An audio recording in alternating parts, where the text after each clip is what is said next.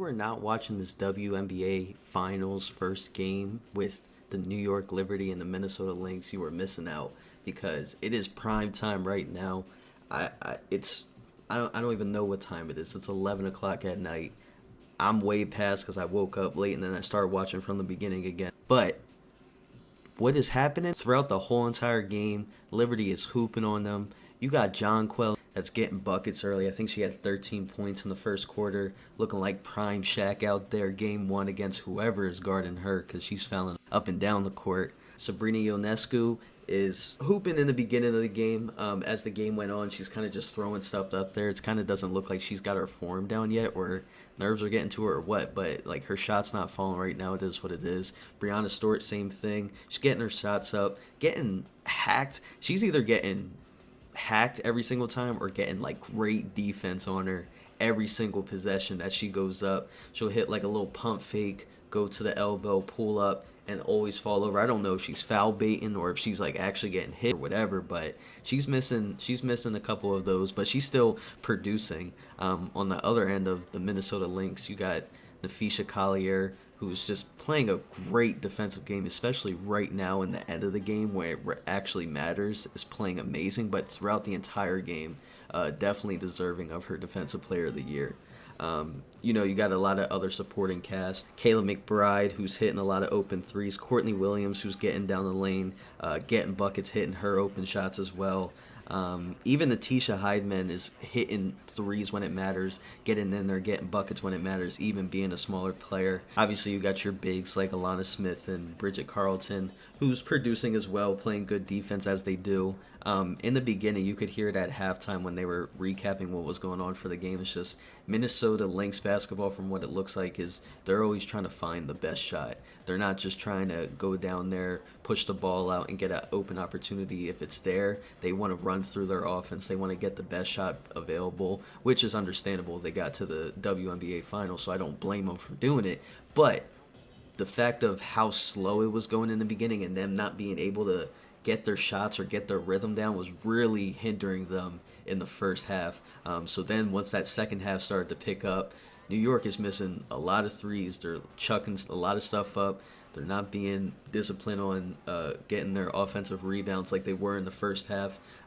So they started to crawl back. I'm not sure what it crawled back up to, but they were down at least a double-digit game. It was at least by 15 or so, maybe even more than that. But so now that we're getting towards the end of the game, it's the fourth quarter. There's 30 seconds left, 15, 20 seconds left. It's 83-80. New York is up. Should be in the bag, but you still got to play good defense to get this shot off. You're going to contest a good shot. You're not going to foul, but you're going to influence them getting a heavily contested shot. But you got Courtney Williams coming down, and they're inbounding the ball. Pass it to Atlanta Smith. She catches it off of whatever, passes it back up, hits Courtney Williams to take a three, pulls it up, rims out, misses.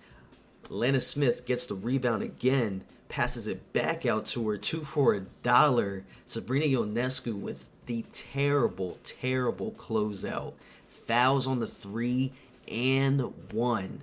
Crazy and 1. I'm in my apartment going wild. It's 11 o'clock at night. I know kids got school tomorrow. It's crazy. So that was wild. Just jumping from right there for Courtney Williams to hit that. Because even before that, and a couple of other ones, I'm like, it was when New York was on a little bit of a run and Courtney Williams was coming down and like, she was holding the ball for like at least 15 seconds and then pulling up for a mid-range and then missing. I'm like, what you got to dash that ball out. Like, we got Kayla McBride on the side, or even Nafisha Collier to go get a bucket right now, because it was like 2-3 shots, granted, but still, it's just like we only got a couple minutes left, and this is the first game. It's like a big statement game, so you got to get that ball out of your hands.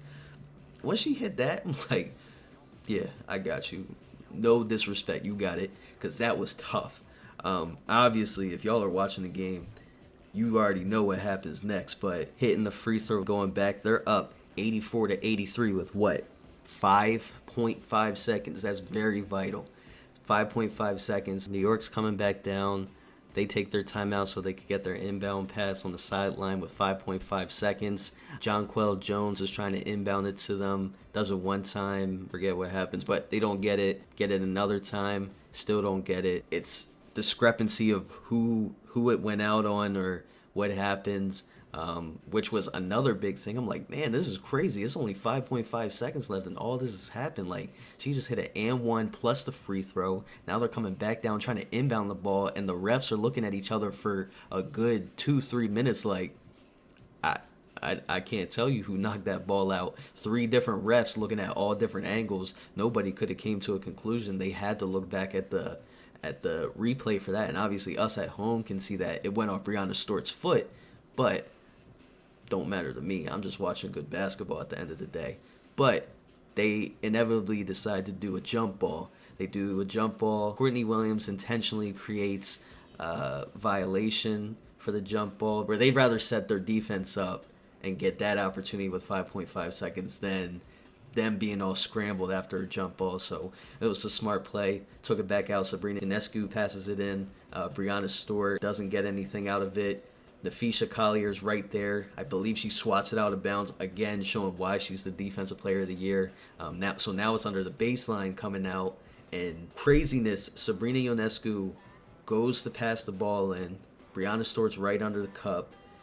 Collier and I think it was Kayla McBride or somebody else, doesn't matter because she didn't commit it, but going up with 1 second or like 1 point something seconds, going up with the basketball, doesn't look like too handsy with it, but it's definitely a foul.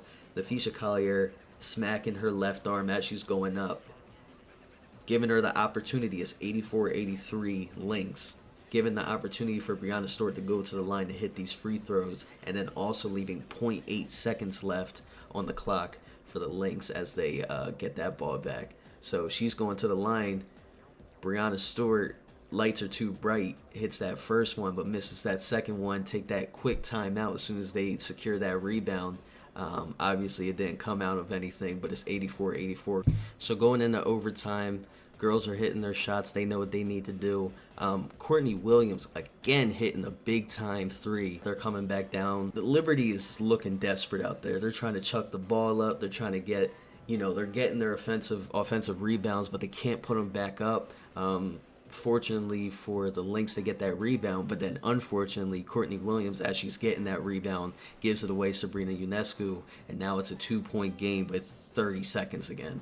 So it's still so active just in this first game that's going on. So right after that happens with Sabrina Ionescu getting that bucket, it comes back down. They mess the inbound pass up again. The Lynx, Jonquel Jones catching the inbound pass and going down and hitting it up and tying the game 93-93. Collier and the Lynx are back down there. Collier showing why she was second in MVP voting this year. Going down, hitting all her jab steps, hitting it in the post fadeaway.